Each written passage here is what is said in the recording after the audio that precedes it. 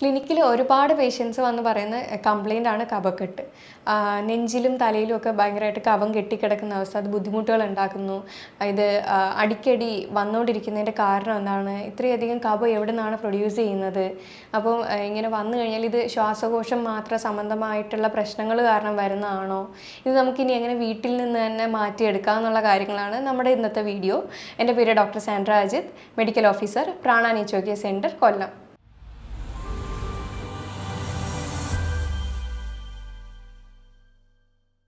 ശരിക്കും ഈ കഫക്കെട്ടെന്ന് പറയുന്നത് കുഞ്ഞുങ്ങളെ മുതൽ മുതിർന്നവരെ വരെ ബാധിക്കുന്ന ഒരു രോഗാവസ്ഥയാണ്.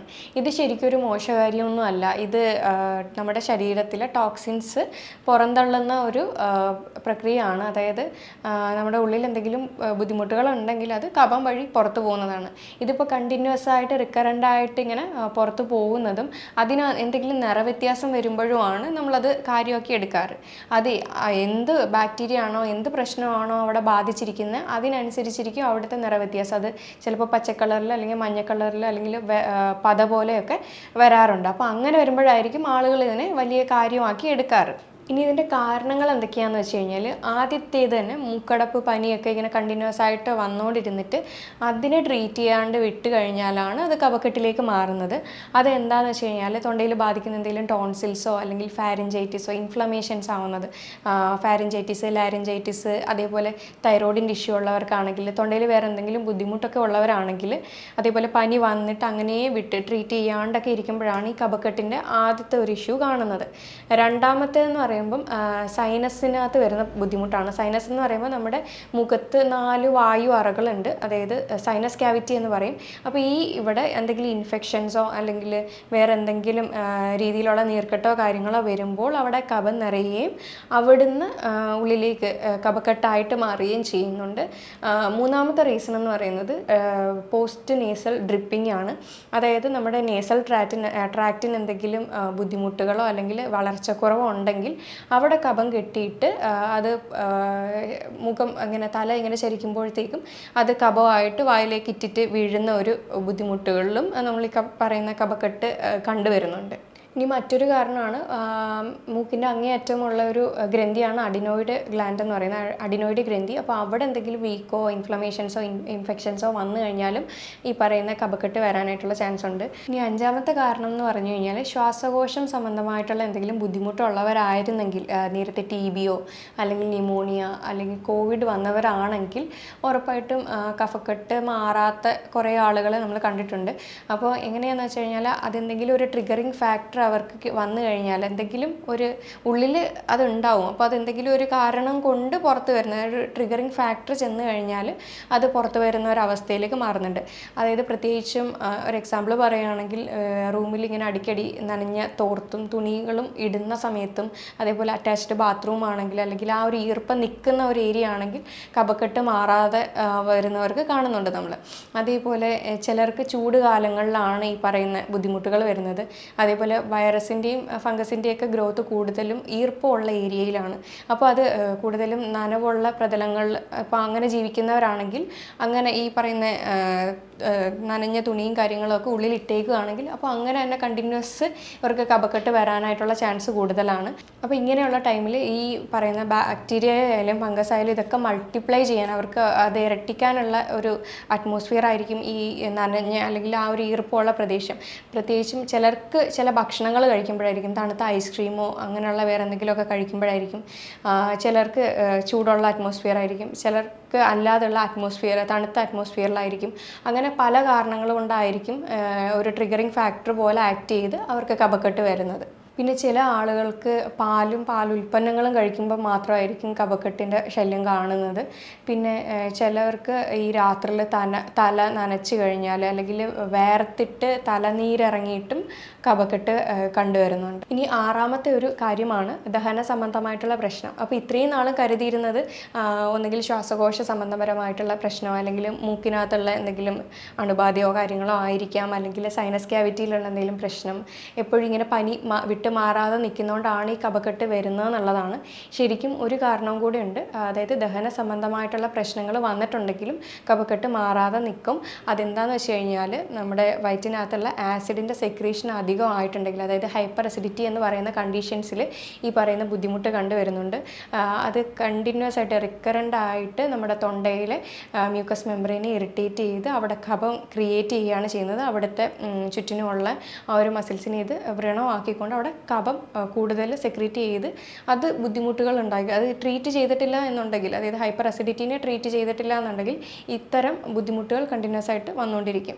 ഈ ഹൈപ്പർ അസിഡിറ്റി എങ്ങനെയാണ് വരാൻ കാരണം എന്ന് വെച്ച് കഴിഞ്ഞാൽ അധികമായിട്ട് ഹെവി ആയിട്ടുള്ള ഭക്ഷണം കൂടുതലും കഴിക്കുന്നതുകൊണ്ട്, അല്ലെങ്കിൽ ആൽക്കഹോൾ സ്മോക്കിംഗ് ഉള്ളവർക്ക്, അതേപോലെ അമിതവണ്ണം ഉള്ളവർക്ക്, പിന്നെ ഇതുകൂടാതെ ഈ രാത്രി അധികം സ്പൈസി ആയിട്ട് മസാല ഒക്കെ അധികം ആഡ് ചെയ്ത് കഴിക്കുന്നവർക്ക്, ഭക്ഷണം കഴിച്ച ഉടനെ കിടക്കുന്നവർക്കൊക്കെയാണ് ഈ ഹൈപ്പർ അസിഡിറ്റി കണ്ടീഷൻ വരുന്നത്. അപ്പോൾ ഇങ്ങനെയുള്ളവർക്കൊന്നും ചിലർക്ക് കഫക്കെട്ട് മാറാറില്ല. അത് ശ്രദ്ധിച്ചു കഴിഞ്ഞാൽ നമുക്കറിയാൻ പറ്റും.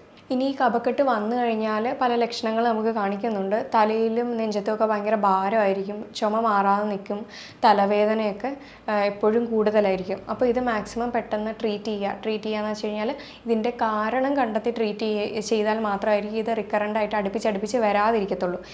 ഇതിപ്പോൾ സൈനസിൻ്റെ പ്രശ്നമാണ് എന്നുണ്ടെങ്കിൽ, അതായത് വായുവറകളിൽ ഇങ്ങനെ നീർക്കെട്ട് വരുന്ന അല്ലെങ്കിൽ ഇൻഫ്ലമേഷൻ വന്നിട്ടുള്ളതിൻ്റെ ആണെങ്കിൽ അതിനുള്ള ട്രീറ്റ്മെൻറ്റ് എടുക്കുക. ഇനി അതല്ല മറ്റ് വയറ് സംബന്ധപ്പെട്ട പ്രശ്നം കൊണ്ട് വരുന്നതാണെങ്കിൽ അത് ക്ലിയർ ചെയ്യുക. ശ്വാസകോശ സംബന്ധപരമായിട്ടുള്ള പ്രശ്നം കൊണ്ടാണെങ്കിൽ അത് ക്ലിയർ ചെയ്യുക. അപ്പോൾ അങ്ങനെ അതിൻ്റെ റൂട്ട് കോസ് കണ്ടെത്തി ട്രീറ്റ് ചെയ്യാതെ നമുക്ക് ഇത് റിക്കറൻ്റ് ആയിട്ട് വരുന്നതിന് നമുക്ക് തടയാൻ കഴിയത്തില്ല. ആദ്യം തന്നെ നമ്മുടെ ലൈഫ് സ്റ്റൈൽ ഹാബിറ്റ്സ് ചേഞ്ച് ചെയ്യുക. നമ്മൾ കൃത്യമായിട്ടുള്ള സമയത്ത് ഉറങ്ങുക, എണീക്കുക, അതേപോലെ ഭക്ഷണം കൃത്യമായിട്ടുള്ള സമയത്ത് കഴിക്കുക, അമിതമായിട്ട് ഭക്ഷണം കഴിക്കാതിരിക്കുക, ഓവറായിട്ട് പ്രോസസ്സ് ചെയ്ത ഭക്ഷണങ്ങൾ ഒഴിവാക്കുക. അതായത് സ്പൈസി, ഫ്രൈഡ്, ഗ്രിൽഡ് എന്നൊക്കെയുള്ള ഒരുപാട് അങ്ങനെയുള്ള ഭക്ഷണങ്ങൾ ഡെയിലി ബേസിസിൽ കഴിക്കാതിരിക്കുക. പിന്നെ നമ്മുടെ ഒരു ബാലൻസ്ഡ് ഡയറ്റിൽ പോവുക. പിന്നെ സ്മോക്കിംഗ്, ആൽക്കഹോൾ ശീലമുള്ളവരാണെങ്കിൽ അതൊക്കെ ഒഴിവാക്കുക. എക്സർസൈസ് ഡെയിലി ബേസിസിൽ പ്രാക്ടീസ് ചെയ്യുക. വെള്ളം നന്നായിട്ട് കുടിക്കുക. അപ്പോൾ ഇത്രയൊക്കെ കാര്യങ്ങൾ ചെയ്താൽ തന്നെ നമുക്ക് ഒരുവിധം ഉള്ളതിനെ നമുക്കത് ക്ലിയർ ചെയ്തെടുക്കാൻ പറ്റും. ഇനി സൈനസിൻ്റെ ബുദ്ധിമുട്ടുകൾ കൊണ്ട് ആണ് വരുന്നതെങ്കിൽ അതിനുള്ള ഒരു റെമഡി ആയിരിക്കും ഞാൻ പറയുന്നത്. ഇനി സൈനസൈറ്റിസ് അല്ലെങ്കിൽ മറ്റുള്ള പോസ്റ്റ് ഡ്രിപ്പിങ് അല്ലെങ്കിൽ എന്തെങ്കിലും വൈറൽ ബാക്ടീരിയൽ ഇൻഫെക്ഷൻസ് ആണെങ്കിൽ ആവി പിടിക്കുന്നത് ഏറ്റവും നല്ലതാണ്. ആദ്യത്തേതാണ് സൈനസ് ആണെന്നുണ്ടെങ്കിൽ ഉറപ്പായിട്ടും ഉപ്പിട്ട് ആവി പിടിക്കുക. അതായത് ഒരു പിടി ഉപ്പെടുക്കുക, അത് നല്ല തിളച്ച് വരുന്ന വെള്ളത്തിലേക്ക് ഇട്ടിട്ട് ആ ഒരു ആവി കൊണ്ടുകഴിഞ്ഞാൽ നല്ലതാണ്. അതേപോലെ ഉപ്പും മഞ്ഞളും തുളസിയും കൂടി ഇട്ട് ആവി പിടിക്കാവുന്നതാണ്. കഫം നന്നായിട്ട് അലിഞ്ഞു പോവും. ഉപ്പിൻ്റെ ഒരു എഫക്റ്റ് ചെല്ലുമ്പോൾ തന്നെ അവിടെ ബാക്ടീരിയ, ഫംഗൽ ഗ്രോത്ത് എന്തെങ്കിലും ഉണ്ടെങ്കിൽ അതിൻ്റെ ഗ്രോത്തൊക്കെ കുറയും. നമുക്ക് ഈ കഫം നന്നായിട്ട് അലിഞ്ഞു പോകാനും ഹെൽപ്പ് ചെയ്യുന്നുണ്ട്. വിക്സ് ഇട്ട് ആവി പിടിക്കാതിരിക്കുക. കാരണം അത് നമ്മുടെ സൈനസ് അറകൾ, അതായത് ഈ വായു അറകളെല്ലാം ഡ്രൈ ആക്കാനായിട്ടുള്ള ചാൻസ് ഉണ്ട്. കഫം അലിഞ്ഞു പോകാനും ബുദ്ധിമുട്ട് വരും. അപ്പോൾ അതുകൊണ്ട് മാക്സിമം ഉപ്പിട്ട് തന്നെ ആവി പിടിക്കുക. പിന്നെ പനിക്കൂർക്ക ഇട്ട വെള്ളത്തിലും ആവി പിടിക്കാവുന്നതാണ്. പിന്നെ മൂന്നാമത്തെ ഒരു റെമഡിയാണ് നേതി പോട്ട്. അത് കടകളിലെല്ലാം വാങ്ങിക്കാൻ കിട്ടും. നോസ് വാഷ് എന്ന് പറയും. ഇതിനകത്ത് ഒരു ഇളംചൂട് വെള്ളം എടുത്തിട്ട് പൊടിയുപ്പിട്ടിട്ട് അത് മിക്സ് ചെയ്ത് 2 നോസും വാഷ് ചെയ്യാവുന്നതാണ്. അത് നല്ലൊരു റെമഡിയാണ്. പിന്നെ അതേപോലെ മൂന്നാമത്തേതാണ് രാസ്നാദി പൊടിയിൽ കുറച്ച് രാസ്നാദി നമ്മുടെ ആയുർവേദ ഷോപ്പുകളിലെല്ലാം അവൈലബിൾ ആണ്. രാസ്നാദി പൊടി എടുത്തിട്ട് അത് കുറച്ച് നാരങ്ങ നീരും കൂടെ മിക്സ് ചെയ്ത് അത് നമ്മുടെ ഈ സൈനസ് അറകളിൽ മേലെ പുരട്ടുക. അപ്പോൾ എന്തെങ്കിലും കഫമോ കാര്യങ്ങളോ ഉണ്ടെങ്കിൽ അത് പെട്ടെന്ന് തന്നെ പുറത്തു വരാനായിട്ട് നല്ലൊരു റെമഡിയാണ്.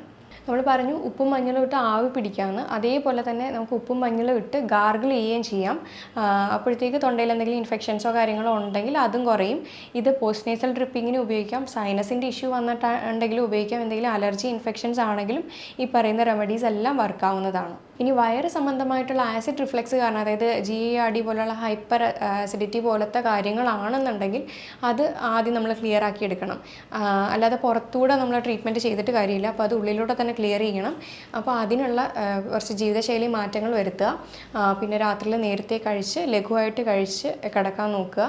അങ്ങനത്തെ ഒരുപാട് സ്പൈസിയും കാര്യങ്ങളും ഉള്ള ഭക്ഷണങ്ങളൊക്കെ ഒഴിവാക്കുക. നന്നായിട്ട് ഉറങ്ങുക, നന്നായിട്ട് വെള്ളം കുടിക്കുക. ഇത് കൂടാതെ 2 എഫക്റ്റീവായിട്ടുള്ള 2 റെമഡീസാണ്.